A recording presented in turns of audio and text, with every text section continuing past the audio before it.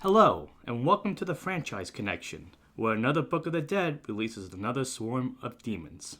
I'm Matt Fisher. I'm Matt Sparrow. And today we're talking about Evil Dead 2, aka Evil Dead 2, Dead by Dawn. Spoilers ahead for the entire movie. The film begins as Ash Williams, Bruce Campbell, and his girlfriend Linda, Denise Bixler, are traveling to a cabin in the woods for a nice quiet vacation. While there, Ash finds a creepy old book and a tape recorder that belonged to an archaeology professor. Ash learns this professor tracked down this book called the Necronomicon Ex Mortis, the Book of the Dead, and translated its pages, which can summon demons and open portals to other worlds. Once Ash plays these translations, he unleashes said demons that attack this happy couple, leading to disastrous results. Meanwhile, Annie Noby, Sarah Berry, the professor's daughter, and associate, Professor Ed Getley, Richard Domier, have located missing pages to the Necronomicon and head to her father's cabin to translate them.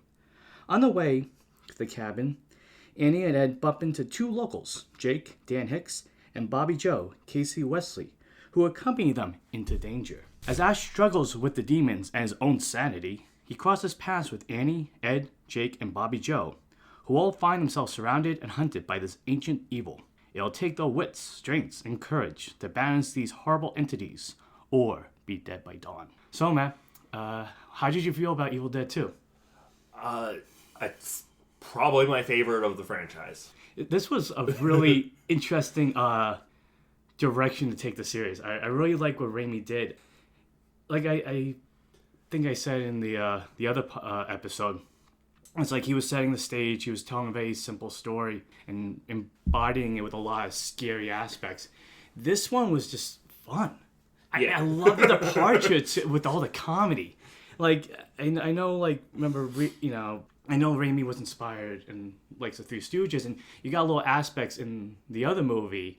But it's very minimal compared to this, which is just on full display. There are times watching this that, you're watching Ash just kind of get beat up, but instead of being like biting your nails, you're laughing. And it just makes it such a more fun horror movie to enjoy. There's still aspects, still solid jump scares in this movie.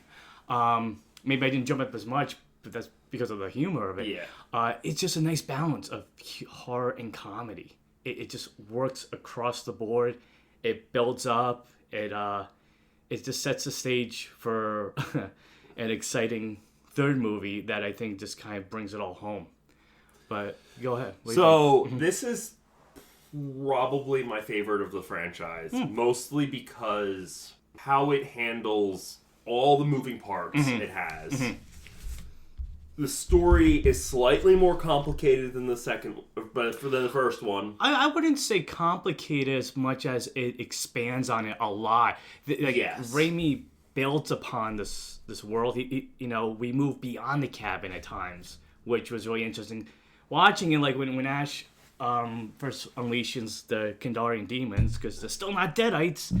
No, they are officially Deadites by the end of the movie. By the end of the movie, but up until then, they are still Kandarian demons. But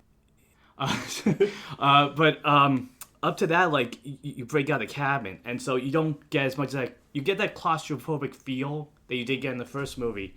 But there's a bigger world out there. Yeah, you're connecting another story into this one. Whereas the other one, you had these people go into the cabin and things closing in on them. This time, you have people slowly finding themselves to the cabin individually. You have Linda and Ash finding it, and then you have Annie, Ed, Jake, and Bobby Joe eventually find their way to this cabin until they eventually have no escape. And we'll go into later about your thoughts on how it's very Lovecrafty, and I definitely see this more in this movie than maybe in the other one. But there's a goofiness and there's a fun cheesiness, and you even see that from the beginning of the movie. I really like how if you didn't see the first one, you can jump into this. They have a fun little intro. I mean, even the first 10 minutes of this movie is essentially a remake of the first movie. Yeah, but I wasn't talking about that. Like the intro to the movie with introducing the Necronomicon. Oh yeah, it's a nice kind of little B movie thrill to it. Like, you just see this weird book open up, you see pages. It's a very kind of cheesiness. You got the portal. Like, you're embracing all the B-movie aspects. Like, I was in my notes, I was writing down, like, the last movie was like an A+ horror movie. It had a C kind of movie look, and now you're taking it to that B-movie plus, I feel, stage. And boy, does it work so well. But like, so you heard how I felt about how Raimi balanced the human horror, and there's some examples I have, but like, how did you feel was on display? I think he did a great job, especially in the beginning of the movie, with like when Ash first unleashes the demons and you see the dark force chasing him through the cabin, which gives you a nice, cool look at the set itself. But it's also, he's running into things. So it's almost like the way the other movie ended with the demons attacking Ash to the door, and then it's kind of black. This one, you have him flying through the air and spinning around. It's like a live action cartoon. Yes. I think that's what makes this movie so much fun. Even though there are moments that are pretty like scary, it's just the embracing of an animated feel. What I really like too was, in addition to Raimi balancing the human heart as well, it's easy to say this is like almost like a retelling, a remake of the first one, and it is. But wow, was I surprised how quickly they remake the original movie. In like, what we say, 10, 15 minutes? Yeah, it's like 10 minutes. Yeah, I mean, like, it's a nice way for Cameron to go, okay, I'm going to set the stage, I'm going to tell the story again, but I'm going to do it on a bigger scale with a lot more. I'm going to cut out some of the characters from the first movie. I mean, in a way, the side characters end up becoming those characters. Yeah. It's what I found really interesting was the end of Evil Dead, you have Ash alone by himself slowly going crazy. This one, you have it early in the movie. Yes. And the humor, it's neat how he kind of reinterprets and remakes certain scenes, like this scene with Linda getting possessed, cutting off the head, burying it. And then he takes it to a really interesting level by having Ash, as he's trying to like stay alive against these demons, see her headless body dancing around. Like, to me, I was like, this is like an R-rated Night Before Christmas, the way the stop motion is. And like, Ash is just going, what the hell is this? Like, what am I seeing? Like, what are they doing to me? Actually, the dancer was actually played by somebody, not the actress. Oh, so it wasn't stop motion. It looked like it was stop motion. I think it was some stop motion, but the body was an actual person. Oh, neat. You can see that. Her name was Snowy Winters. Interesting. Not using the Three Stooges for a theme, I guess. No, fake Shemp. There are fake Shemps. I'm guessing they're in the side, probably in the picture or something. But it's really neat how, for a good chunk of the beginning of the movie, Ash is by himself. There's very little dialogue. There's a lot of shadows that kind of hone into the idea that he's trapped, he's alone, he's by himself, he's, doesn't know what's around him. And you see that on full display when everything starts laughing around him. Yes. And one of the most iconic scenes in the movie. I forgot how early that scene was. Right? Yeah, I know. Like, you expect a lot of these big moments to happen later on, and one of them does happen later on. But it's just the way it's presented. It's like you're laughing along as much as you're just kind of going like, this guy is like, he can't take it anymore. He's just like, I'm like laughing, going crazy until it all stops. And there's another aspect to that I'll try to remember for later about the demons of the movie. But yeah, it was really cool how not only early on a lot of this stuff happens, but also I forgot Ash got possessed early in the movie. Yeah. That was a really interesting thing. Like, it makes you think, did he get possessed at the end of the first one? That version of Ash. And kind of the fetism that Ash is having possessed is kind of like I know he doesn't know what's going on, but I also forgot how much the son is a big help in the movie. Yeah. I mean, it's like a get out of jail free card early on, but I mean, it helps save Ash, and it's a nice kind of cool transformation. in addition to that, one of the fun aspects of the movie is the whole cabin, the words trope. And I liked how, as I said before, and we'll go into later, how it breaks out of that in a big way. So it was kind of cool to see the forest in the daytime. Yes. Because in the last one, it was always at night. It was always, you got some horror aspects of it too, but you didn't get a full scope. I thought the cinematography of it was really good too. The cinematographer was...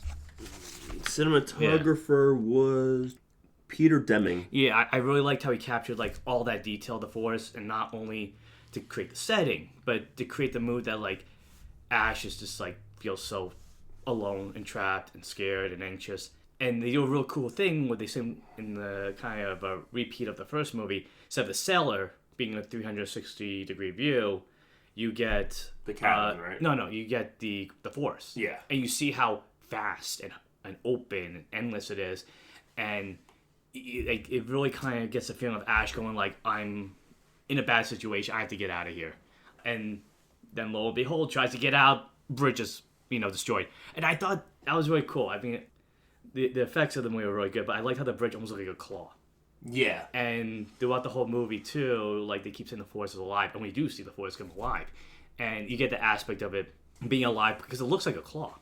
Mm-hmm. So going back, I felt like the way they introduced the title card was really cool. Yeah, that's when you kind of like that Sam Raimi-ism. You know, Yes. that kind of like that fast, quick moving, strange angle aspect of it all. It also reminded me of the intros to Twilight Zone. Interesting. The way they're narrating over the whole thing, and then they give you the title card. Like setting the stage for an otherworldly adventure. Exactly. Yeah.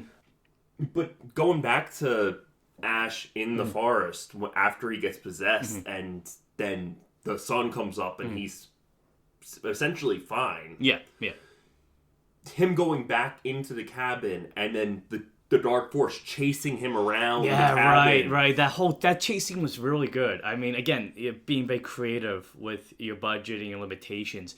But not only do you get a car chase, you get a reverse car chase for the most part. Yeah. And you see Ash kind of going like, uh-oh, I got no choice. I got to go back to the cabin. And it's cool, too, because I think before that, like, I mentioned how the house felt like it was alive. The cabin, sorry. Yeah.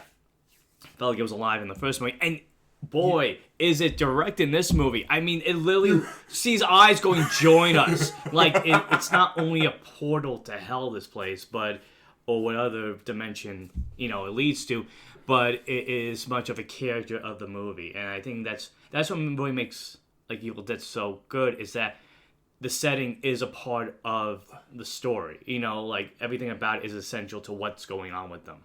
Then we go to Annie while Ash is slowly going insane. Well, before he even goes insane, you get introduced. He's slowly going insane. He's just trying to put on as much of a brave face as he can. You get introduced to Annie. That's a bit of a jump, really. It was interesting. You're watching, you're like, why is there a plane? Why is there an airport right now? And then you're like, oh. And it's nice little, not exposition, but also introductions to a larger cast. So you have the daughter of the professor, and you have her assistant getting introduced. And then they're like, okay, we have these items that need to be translated. We're going to go where my dad last was. Yeah. And complete our project. It's almost like, I don't know, you could say, are those pages like a Deus Ex Machina in a way? A little bit. They they don't, they're essential, but they're like, or maybe a Chekhov's gun, like it's introduced, so later on they can use it. But it's still essential because like you get the sense of maybe the translation that the professor found was incomplete because he didn't have all those pages. Maybe he had it, his wife wouldn't have changed, which I want to go into that a little bit later. In addition to Annie, who I thought was a really interesting character. I liked her. I liked Dad. I like how they have the Yoko locals with Jake and Bobby Joe, and they add a lot more flavor to the movie. So you got like the everyman with Ash, you got the academics with Annie and Ed, and you got just the the locals with Jake and Bobby Joe. So it's a really interesting assembly of characters compared to the first one, which when they were all just friends. They were all just basically college students. Yeah. There's a lot more, and so when they're fighting with each other, there's a lot more different perspectives being like presented along the way. And as with the other movie, I like how they kind of touch upon those zombie movie themes of like, dealing with the morals. Like, you have a loved one that changes. What do you do? Are you willing to sacrifice them? Can you do it? So that's still a good central part of the movie. I know we're jumping around. No, there's a lot to talk about with this movie. When Linda bites Ash's hand, I was like, oh shit. After she gets possessed. Yeah, and after not only after she gets possessed, but after her head gets cut off, and the dead body comes back, and the headless body comes back with the head dancing around. Yeah, that was... So I liked how it led into probably one of my favorite gags of the movie, and essential part of Ash's iconic imagery. That was really good, and I liked how it had the that spider, that weird animated spider vein effect. Yeah, it's just so cool looking, like especially because of the look of the movie. It feels like it's a right amount of cheesiness. Exactly. I like to say, like, that's Raimi's always good at kind of embracing cheesiness, but making it work, making it be fun, sometimes making it be scary. All three, and I really like how it's weird. Like the powers of the dead, the Kandorian demons. Can't wait till we get to Army of Darkness. I could say Deadites. That I guess they can affect you, or at least so they can possess people, and I guess they can infect and possess other things. There's a wide range to the powers, and I think that kind of allows a lot of crazy stuff to happen. Anyway, the stuff with Ash's hand. Do you want to go first? Yeah, it's wacky. Yeah, it's wacky slapstick, and it all works. It's a nice. It just leads into, again, that animated cartoony aspect of the movie. Not only like does it get possessed, but it's just the way it moves. The way Campbell does a good job of like making the hand feel like it's a whole separate part of him. Actually, the hand was actually played by someone else. Oh, so that makes a lot of sense then. But it's just like the moment that the hand gets possessed and he grabs his face. It's like the closest we get to the like whoop whoop whoop whoop whoop type of the Three Stooges. And so I like how like Ash is seeing his world completely change little by little. He screams like, "Give me back my hand!" Like he's like, these guys are winning. I gotta stop them. Getting the chainsaw and cutting it off, it built into the whole mythology of the mythology, Ash. But also like it builds upon like the bloody aspect of the Evil Dead movies. Exactly. You always expect a deluge of blood and gore, but done in a very controlled way. So when he cuts off the hand, it's hard not to laugh. It's moving around, and not only that, before he cuts it off, it's trying to get the butcher's knife, and it's dragging Ash along. It's creepy and it's funny. Exactly. It's like the disgraced cousin of a Thing from Addams Family. So I also like too that once he cuts off the hand, it starts moving around. To me, it was like a Tom and Jerry cartoon. Yeah, I know. I actually made a note that it felt very Tom and Jerry. Yeah, you have like this small, this bigger character following a smaller one who's playing tricks on him. Not only that, but he goes into a mouse hole. I mean, it's like that had to have been intentional. I think, yeah, I like to think so. And not only that, but then like it's giving Ash the finger. And it's so funny. It's just kind of like, no, you can't get me. And Ash is just kind of, I'll get you, I don't care. Like, this guy just cut off his hand. That's possessed, and he's being hunted by demons. And it's almost like Tom chasing Jerry. This guy like, I'll get you. Like, I don't care what else is going on. This is what's important. And in addition to that, it's like you get the Three Stooges aspect where the plates are crashing over Ash's head. I mean, I like how, again, this built into the whole, like, trying to make Ash go insane. Like, trying him to really break him down. And compared to the other movie, yeah, he reaches a low point, but he rises up in a big way, too. But, so anything else to say about that? Other than we completely skipped over how he deals with Linda. With Linda's body coming in headless with the chainsaw trying to kill him. Right.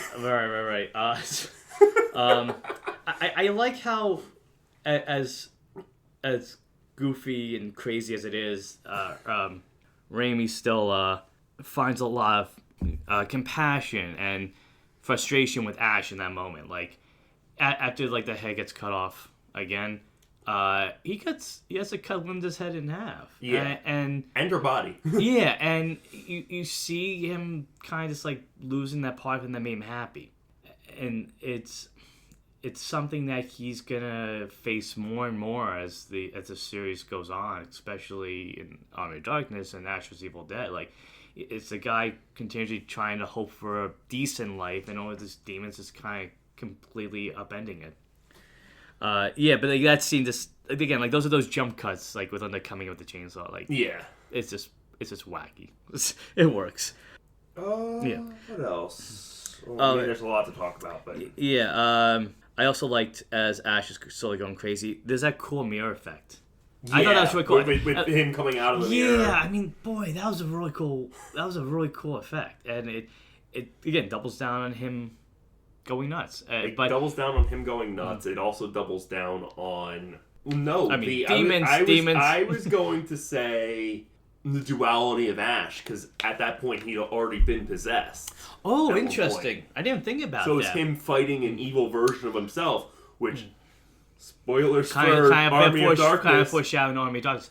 Yeah, that's interesting. I guess, it's almost like once possessed, like, they'll have the hooks in you no matter what. So maybe that reflection of Ash going, like, you know, like him trying to tell, I'm fine, was the demon's way of trying to, like, slowly take over him. Yeah. So, with the side characters, how did you feel? Because I really liked the side characters. I liked the way they were introduced little by little. And something I noticed, too, was Raimi had a co-writer on the movie. Yeah. Scott Spiegel. Yeah. And I think that kind of helped to keep the original intention of how he kind of wanted to update his story, but find ways to make it a bit broader, make it a bit open. So, you know, you got new characters in. And not only that, I liked how the research wasn't complete. I like that was an interesting way to bring in Annie. Like, we have... we only have half of the story. Well, almost. Not half of the story, but, like, we have more to this book than we were able to... her father was able to figure out. And it was... I liked how she, like Ash, kind of had to, you know, step up a lot of the time. You know, had to move from, you know, being an academic to being a fighter. Like a lot of these characters. Yeah. Some of them a little bit better than others. I mean, there's not much to say with Ed. He was there. He's there, and then immediately he gets possessed. But that was a really cool moment with when he was possessed, and then you see the professor's wife possessed, and Ash. This is a little later on in the movie, but Ash is like standing there with his weapons, and it's almost like a very weird stage play the way the camera's positioned. Like, you almost like waiting to see the strings that they're on, and it's just kind of like, what is going on? And like you said, it's just a part of... Speaking of the strings, well, you know, alluded to strings. So, well, invisible strings. I was gonna say we watched the version where all of the special effects were touched up, so you didn't see the strings. Oh, so if we watch a different version, yeah, they didn't touch up any of those strings. Oh, so if you watch that different, if you watch the original theatrical cut, you actually see the string when the eyeball's coming out of Henrietta. That's something else I want. That's fun to talk about. I guess it gets a little bit more interesting per se when he gets possessed, because he's just kind of there. You know, he's helping. Then you get Jake and Bobby Joe, which was a nice kind of addition that you have like these two locals that are, I mean, they're essentially trying to get money out of Annie and Ed, because, you know, the bridge. So when they get to the bridge to get to the cabin, I was kind of laughing, maybe as part of the joke, that they're pretty much okay with seeing the bridge destroyed in a weird way. If I saw, there's nothing on the other side. You don't need to go over there. No, it's not even that. It's like, yeah, that's not normal the way the bridge is destroyed. Why does it look like it's like a claw, you know, trying to grip something? It's like, okay, whatever. Hey, you know, so I like, again, it adds a lot of flavor that Jake and Bobby Joe like, well, we'll help you for a price. And I guess the price ended up being their lives. You know, I thought that it was interesting how Bobby Joe, she kind of got the Cheryl role or scene in this movie. But it was way toned down. Yeah, it was a lot easier to digest. The branches and the twigs and the vines wrapping around her, it was not as Visceral. It wasn't as uncomfortable. It just kind of played into the weirdness of the movie. Because she essentially just gets roped up. Yeah. And then she gets dragged along. And into a tree. Yeah, into a tree. And, but it was a very cool effect. And, I mean, unfortunately, it leads to her getting possessed later on. And Jake is just... It's interesting how he kind of gets put into, like I said before, that more dilemma times where he sees Bobby Joe and he goes, I can't do this. You know, I can't kill her. But he meets an interesting end when he gets dragged into the cellar and all that gushes blood. Yeah. That was way more blood than he had in his body. Yeah. Well, I may have... maybe it may eat the right food for lunch. I don't know. But also, Ed's blood when he turns into a demon was green? I noticed that too. And you noticed that with the tree monster at the end. So the reason I bring up all these different characters, like I said, it gives a lot of different perspectives and it gives a lot of different attributes to the story that make it more than just people stuck in a cabin. You got like a whole different set of... I mean, it's just adding Annie and Annie's mother into the cast. So that was interesting. So, like, we know that Annie's mom's possessed, and we see it, and great effects, and I'm going to talk more about that later. But you see Annie very, like I said, having to step up at times. She sees her mom turning to this monster, and I like how, again, these demons, they're such tricksters. You know, they'll sing these songs and try to lower your guard. And Annie's kind of like, oh, you know, like, I know it's not my mom, but it looks just like my mom. And I like how she uses that against the demon later on. So it also shows how she's pretty smart as well.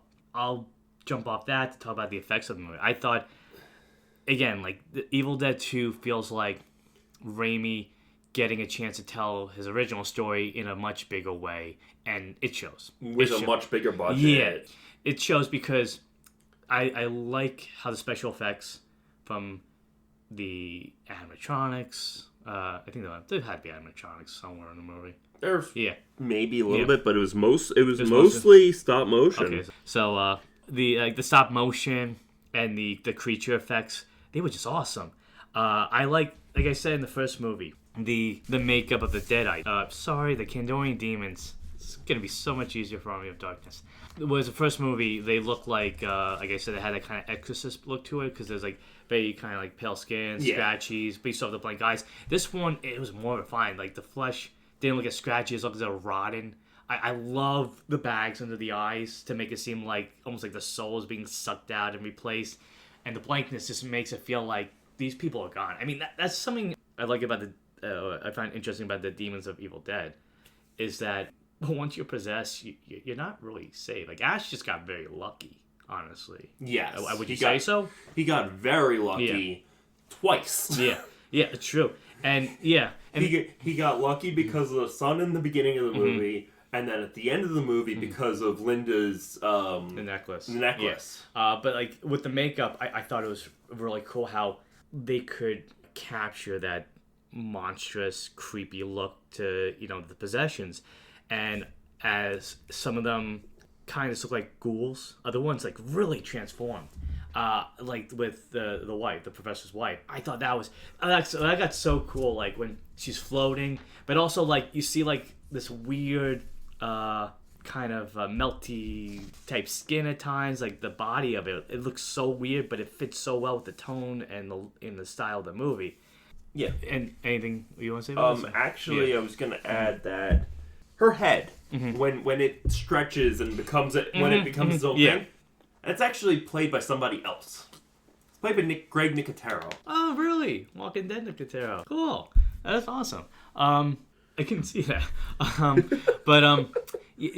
That was cool too. I liked at times when they became like really like monstrous. I liked how it reminded me of like the effects from Beetlejuice or like Pumpkinhead. It had that same like weird, strange, fleshy look to it. Exactly. It was basically an effect that had way more money behind it, and you could tell just from the design of everything and It seemed more detail. more They detail, able to get more detail. or you could tell like you had a team behind this, instead of true. just like one or two people. Yeah. And I really enjoy how Raimi was able to kind of keep the classic look of these demons possessing the people, but really, like you said, upping the stakes, making it look a little bit creepier, a little weirder. Like, again, I go back to like the bags in their eyes. I thought that was really cool. But they also had that cackle. They had that laugh that That very uncomfortable laugh. yeah, that makes these demons more frightening and a little bit goofy compared to other movie demons. They just want to cause havoc, and I think they even say at one point that like they just want life, and it's kind of like this is like the taunting people when they possess them. At the end of the movie, I also really like the effects of the trees. I thought that was really cool how they came to life. That was really cool. That was it had a cool model. If it was I'm sure it was a model with the cabin. It was a model. Yeah. Also, there were animatronics in there. Okay. Because that's what I was looking at when I said that. I was like, Yeah. There was a mechanical. Yeah. It was just kind of cool because it definitely illustrates what we kind of get the sense of the movie that this forest is alive, and you actually see it come alive. I thought it was cool. Like you see the roots coming out of the ground and walking. It's like the scene from Lord of the Rings, from the Two Towers, with the Ents. but like, But scary. These trees are like they don't want to help you. They just want to destroy you. And I love the scene at the end with or toward the finale when Ash geared up is facing this monster that's like burst through the door. That was such a cool creature design, and I loved how big it was, how real it felt with the teeth. And I don't know if you noticed this, but I'm sure you did. The people almost like that got absorbed by the demons in the tree. It's almost like the blob, like they're part of it. Join us. Like they become part of this really scary hive mind. They even said when Annie was had almost finished the incantation. Yeah. We won. Yeah, and again, this is like these demons just want to destroy life. So, but what do you think of that monster? That was a really cool design. Yeah, it was fitting that was the design of the final monster. Yeah, too. it felt like something out of like a Tales from the Crypt or like old school EC horror comic. That the strange mind. It could be simple, and it was in terms of like its presence, but boy, it had such effect with like the sharp teeth. You didn't know like how big it really was. Even I thought it was kind of cool. So one of the interesting things about Evil Dead 2 was we see the origin, if you will, of the iconic look of Ashley J. Williams. This is the movie that defines his horror icon status, and it is such an interesting trajectory. I really like how Campbell, he got to give a lot more expression and emotion and animation to this portrayal of Ash. Yeah, it basically you speed run the first movie, and then you have him going insane for the first third of the movie, and then once everything comes together and him being like, okay, here's what we have to do. These people aren't humans. We have to deal with this. Yeah. I like too that it's just Campbell has a really good way of expressing himself as Ash in these movies. Like a lot of like wide eyes, like raising eyebrows, and I like how, along with the help of the script, that you see, like you said, Ash is in fight or flight mode for a lot until finally he gets to a point where he goes, like, the only way we're going to survive is if we get rid of these guys. Like, you see him slowly become that badass. He slowly become the king, as he likes to call himself. Because he's like, there's no way out. We're the only ones that are going to save ourselves. And I like how little by little you see him start to get the elements of what we think of when we think of Ash from Evil Dead. And then when we finally get to the scene where he puts the chainsaw on his hand, you're like, okay, we're here. Yeah, that I really like how Raimi presented that moment, because it's a lot quick. It's like boom, boom, boom. It's like, I'm ready. Like you see him kind of like put aside all of his fear, anxiety, and going like, okay, I'm ready to take them down. And yeah, it's cool. Like you see like this weird assembly to give him the chainsaw hand. You see him saw off the shotgun, twirl it around. Like he's acting like a cowboy at this point. He's almost like, you know, these demons are the bandits, and I'm ready to take them down.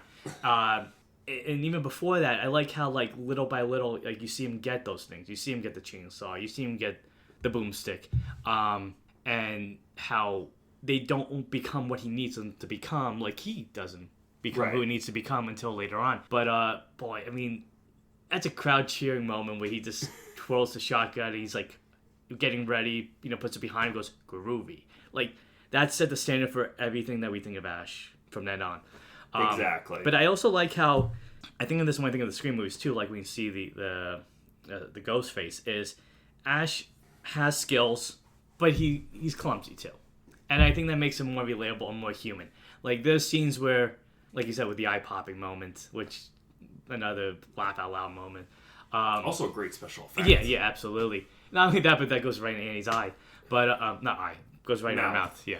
I thought it was Bobby Joe's mouth. Oh, sorry. Yeah, okay. It was Bobby. When the eye goes into Bobby Joe's mouth. But that, like, you see Ash at times, like, be able to take out or punch these demons or dismember them with ease. And other times, he's getting thrown around. He's getting, you know, tossed around. And that just makes him like me like him more. That Campbell can create this very cool, badass type character. But he's not without his faults. Absolutely. So you kind of like root for him even more because you're like, oh yeah, he's just like me or you. He's a regular guy. He just happens to be in a very extreme situation. But I also like too that early on, like it was almost like the Ash Williams show. Campbell just had a lot of like solo moments early on when he was in the cabin. Like it was just him by himself for a good part, and he made you engaged with the character by seeing like what craziness is going on. Like we mentioned before, like the laughing scene, which again, another icon. It's such an iconic scene. It's not only that, but it's just the way that Campbell's like laughing and then kind of like jumps back on like what just happened, like able to switch things very quickly. But also the way Raimi like presents it, it's just so cool. Like you got the deer laughing, you got a lamp laughing, you got the books laughing. Yeah, and it's just kind of like you could do it like spinning around, like he could have done it, but by going like, you know, edit here, edit there, tilted angle here, tilted angle there, it creates a little bit more manic because it's not smooth. It's very quick. But even leading into that scene, when you have him going into the room that has the rocking chair, and the rocking chair is moving, and he's like, "What the hell's going on?" Yeah, it's a nice little build up to, am I seeing what I'm seeing, or is this all in my head at times? And it's not in your head at all, Ash. Other people are seeing it. Actually, Sam Raimi was behind the rocking chair moving. Oh, okay, so it's a nice little, again, like I like. Like he put himself in the movie like multiple times. Yeah, like Raimi's handle of the movie was just we saw the start of this legend in the first movie, and now we see the iconic aspects of this series in Evil Dead 2. Did you feel that the demons were more powerful in this movie? A little bit. Yeah, they felt like they were more powerful, more well developed, and you also had the book that had like hints of what might be coming, like foreshadowing of the future. Oh, with the missing pages, like not even with the missing pages, like in the missing pages, you had the whole thing with Ash being the prophecy of someone coming, landing from the person from the sky. Yeah, that somebody like they almost like it was saying like somebody destroyed those, that somebody stop these ones, we can stop it again. Hence the rush to translate this and stop all the strange stuff. Exactly. There's a nice joke that I like that Ash said where let's say in the prophecy, and they're like, oh, it's known as the hero from the sky, and I like how Ash is just like, you didn't do a very good job, and there's a nice little like wink to the audience when we know what's gonna happen going forward.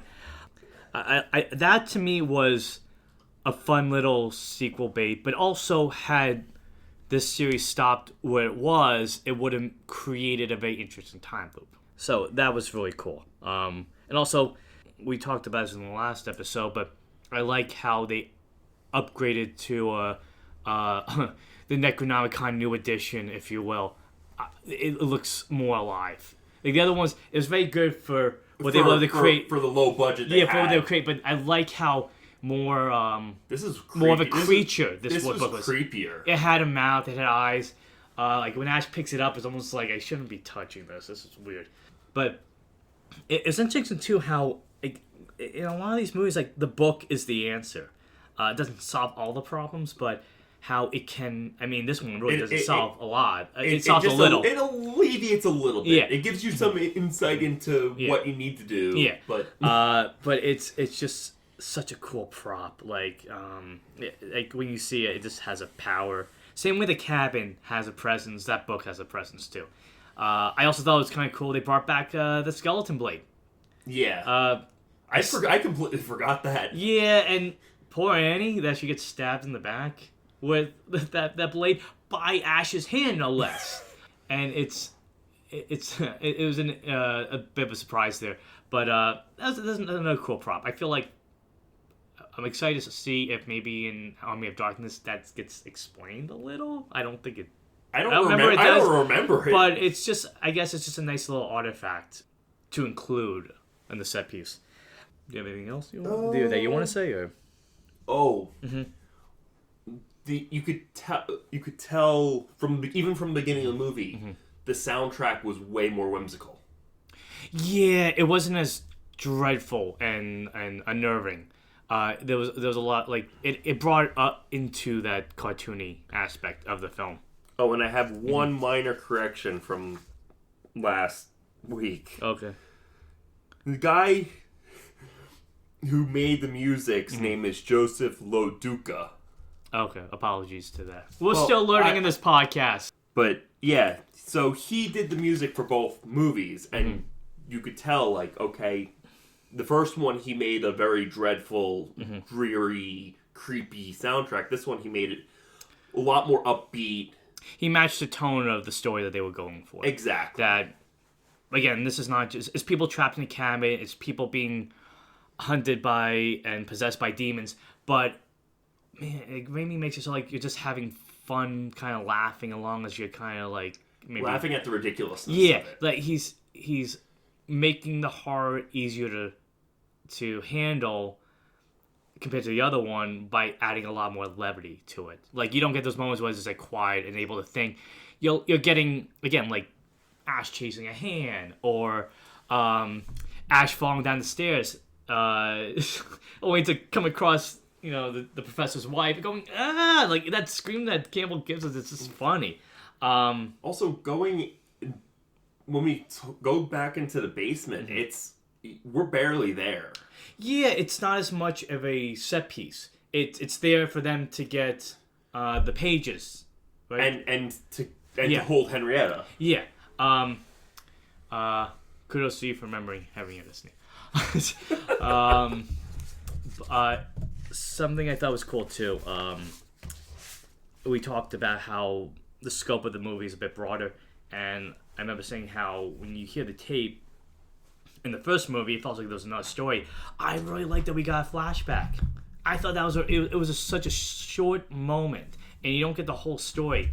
But I like the moments we get, like that temple, and I mean, I'm excited to see because again, I haven't seen Army of Darkness in a while. If that we see that again in Army of Darkness, but that how like you see the professor and his wife finding the artifacts in front of them, or at least the Necronomicon and the blade, and then you see him kind of like recording in the house, and then it cuts away.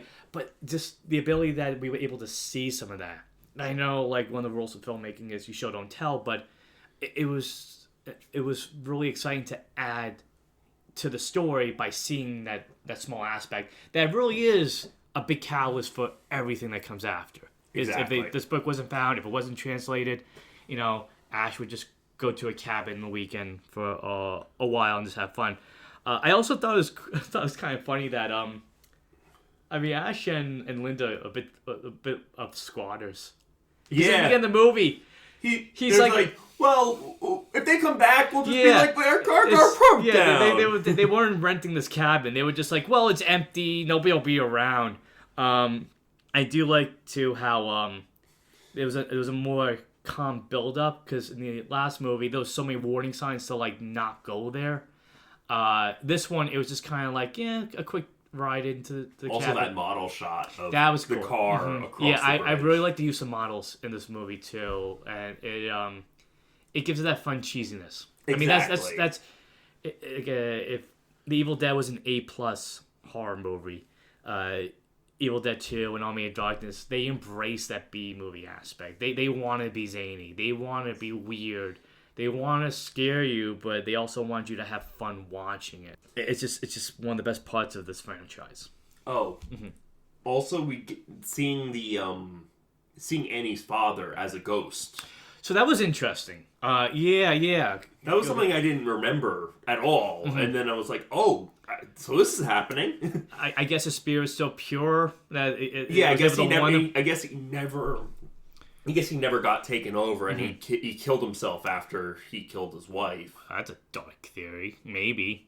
But then that bears the question: where the hell is his body? I mean, these demons can do crazy stuff, but yeah, that was a cool little. I mean, a little bit of a. It's very like weird to say, like a sweet moment for Annie to kind of see her dad one last time, but also kind of like, well, I want to do what I can to warn her too. And that was interesting, and it's a cool little projection special effect too. Like this, I really enjoy how well things looked in this movie. Like at least in the version, I guess, like you said, we watched. I guess we can talk about the finale almost. Unless you wanted to talk about someone else. One part I thought was kind of funny was when Annie's like by herself. I think it was Ash was possessed. She's walking around in the cabin. Very clean bathroom. Yeah. The whole house is very dirty. I'm sorry. It was very noticeable. I'm not putting the movie down by saying this. I just felt kind of like, oh, at least there's one clean spot in the house. It's not disturbed. That's a very clean bathroom for this cabin full of demons. Hey, maybe the demons like a clean bathroom. I mean, like, modern plumbing. Maybe they're very impressed by it. Like, we'll take your bodies, we'll take your souls, but we'll leave the bathroom as it is. That's a pretty nice thing. I mean, that's Asher Stone. No, I'm kidding. So, yeah, I'd like to talk about the finale. That was a really exciting finale. There was so much happening. I love the flashing effects, the thunder. It was a race against time that they essentially lost. Yeah. And it led into something really cool, but let's talk about before he goes to the portal. So, like, how did you feel about the finale? The finale was great. It's like, so they go out into the forest looking for Bobby Joe. Ash gets possessed. The Jake is like frantic looking for Bobby Joe. He runs back into the cabin. He gets shredded. Gets attacked. Annie's basically has to drag him in while she's basically being chased by. Well, not only that, she stabs Bobby Joe. Yeah, you remember? But it is also that was a nice little bit of suspense, and it was a surprise. Like I expected Ash to be behind that door. I didn't expect Bobby Joe, and I mean, once that happened, he was pretty much done for. That was a good suspenseful thing. I like that scene. So yeah, seeing Ash possessed again was just like, come on. Like I put in my notes the same way the first time. How much can this guy go through? And this one, it was a little bit more. Last one, he got covered in blood. He got chased by his friends. But this one, like seeing Ash possessed, you're just like a bit defeated. Like it's a cool effect, but you're like, no, not this guy. Like he's become a badass. He's become cool. Half his shirt's ripped off, and he's showing his muscles. But yeah, the way that I thought was really interesting was, and I mean it's gonna be cliche to say, but the power of love saved him. Yeah, that necklace saved him. Yeah, and then so she's dragging Jake into the cabin after the attack. Yeah, and I guess it was because she was tired, but she leaves him right by the cellar door. I mean, you have a lot going on in this movie, so if you forget that you have, a demon in the cellar. A wounded friend sitting right by a demon in a cellar that enjoys flesh, stuff happens, I guess, in the Evil Dead universe. And then she starts doing the incantation. That was really good. I liked how... So you have Ash trying to fight this tree demon. Yeah. And him being kind of like in this grip. And then you have her trying to translate the pages. And it's a lot of like this, a lot happening in a short amount of time with a very limited time. But then you have, so he's fighting the tree demon. She's trying to do this. She gets stabbed by Ash's hand. Yeah. She barely gets the incantation fully out. Yeah, because that was something else I was thinking about too. Was like she didn't do the incantation to bind the demon in the flesh. She only did it for the portal. No, she did the demon in the flesh first. Okay. That one she did without any problems. And then she did the one with the portal, and she gets stabbed right before she says the last word. Yeah, because she got enough to open the portal, but not to close it. Right. Yeah. And I thought that was just kind of like, oh, are they going to win? Are they going to stop it? And when she's unable to complete it, you're like, oh, no. And then you feel like Ash, because he's trying to escape this portal, which is sucking in his car into wherever it's going. And you just see him say, for God's sake, how do you stop this? Like, it's just like one thing after another, and it's become an even bigger problem. I thought it was also really cool that when he goes through the portal, it made me think of 2001. There's like a 2001 effect, and also a reflection of early in the movie, is that him spinning around the forest where he's being trapped by it. He's spinning around this vortex that he doesn't know where he's going. Or where it includes. Or when. Yeah. Good point. So I found it very interesting how the movie ended. You can go ahead and you can start it. So he lands in the 1300s. Knights are all over the place, which begs the question: where the hell is this movie? Where the hell is this movie taking place? Because 1300s. You're getting too technical with it, man. I know. I'm just saying. Like, I'm just thinking about it. I'm like, okay, so if it takes place in England in 1300s, then no, it makes sense. I don't think it's taking place in England. I think it's somewhere in the Midwest. No, it's another kingdom. He went through time and space. It's not just space or time. Yeah. So I was really surprised how it led into Army of Darkness. I actually completely forgot those last 5 minutes of the movie. I did too, because I thought he goes through the portal, he says, for God's sake, how do you stop this? He goes through it, and then it cuts to black, or says to be continued or something. I completely forgot about that final moment, which is just such a even further departure from what this movie is, that we're going into like, old school sword and sorcery movies. And the way it happens is just so cool. How he falls, and the knights see him, and they're like, "Who is this?" And then they see a flying deadite, because they finally call it deadite. This is gonna make it so much easier when you're talking about Army of Darkness.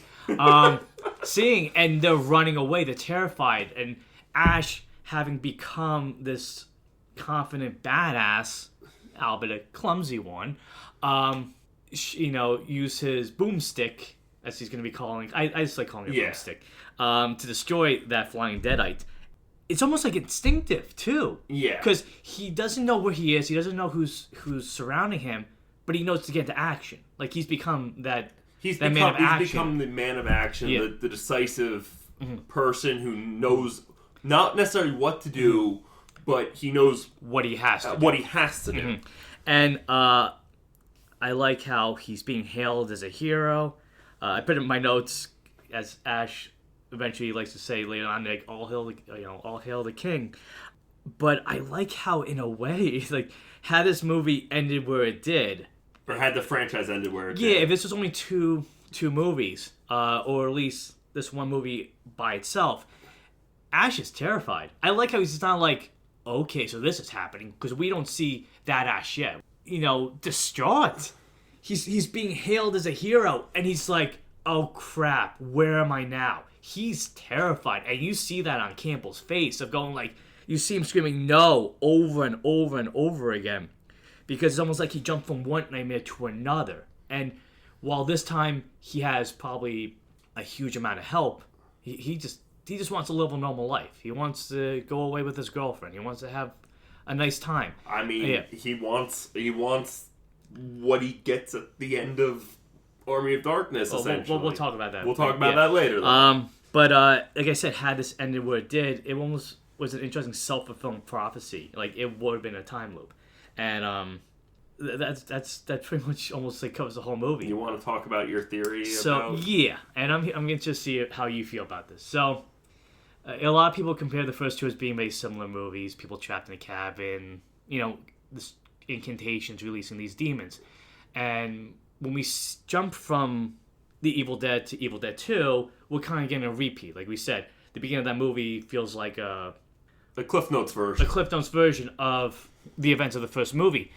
So when The Evil Dead ends, we see the demon going through the house, attack Ash, and cuts to black. And then we jump to this, it feels like a whole new Ash. But I've always tried to find a way to connect the two. And, apologies of the people who've had this theory too. But I always felt like time travel and time hijinks are a big part of the series.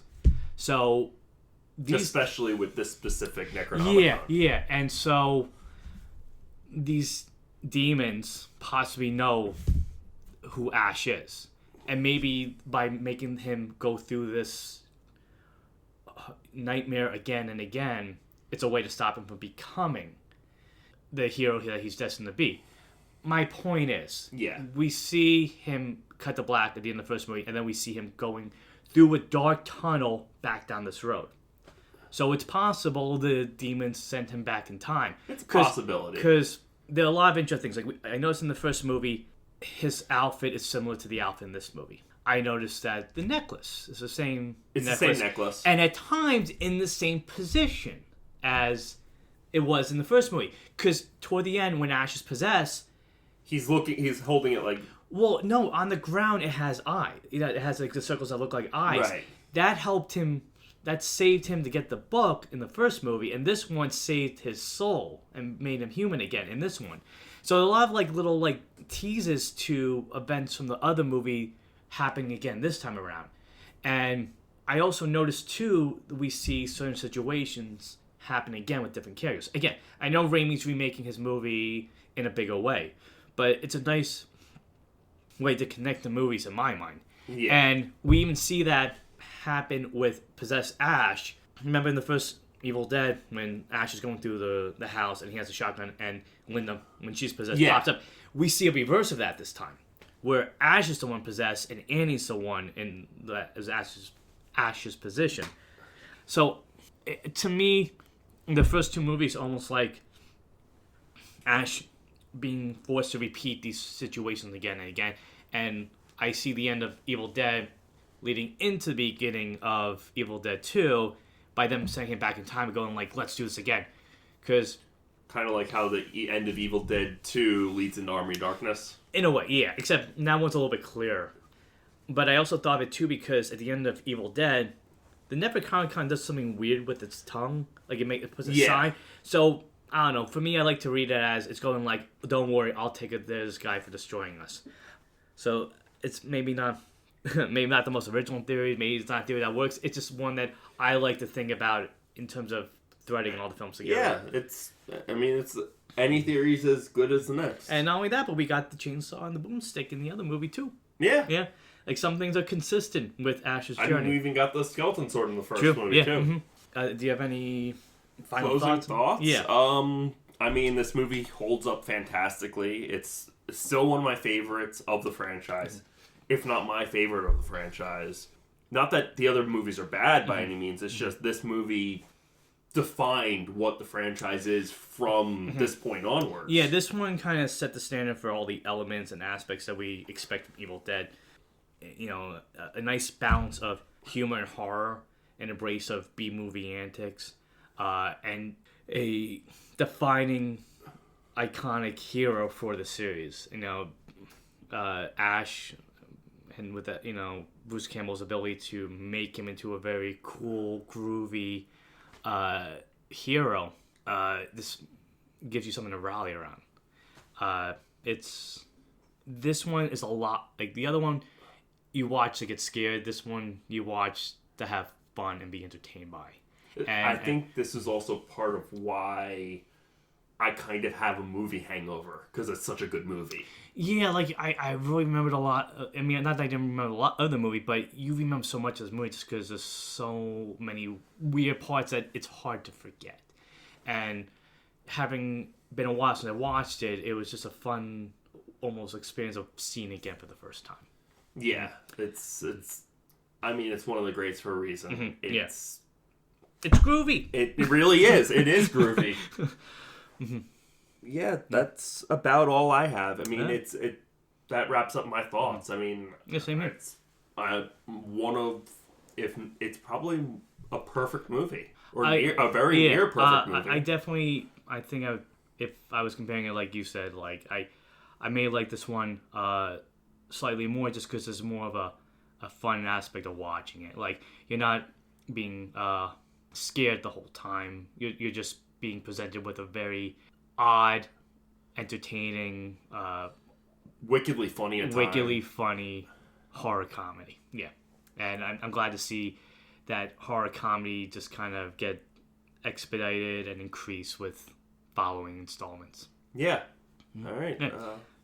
So I'm gonna plug the socials. Okay. We are at _franchise_connection at Instagram, and the Franch FRANCH CONN pod at X. You can also email us at franchiseconnectionpodcast@gmail.com. Well, thank you for tuning in to a review of Evil Dead 2. Come back next time as we go from Evil Dead to Medieval Dead in Army of Darkness. Until franchise fatigue sets in, I'm Matt Fisher. I'm Matt Sparrow. For the Franchise Connection. Bye.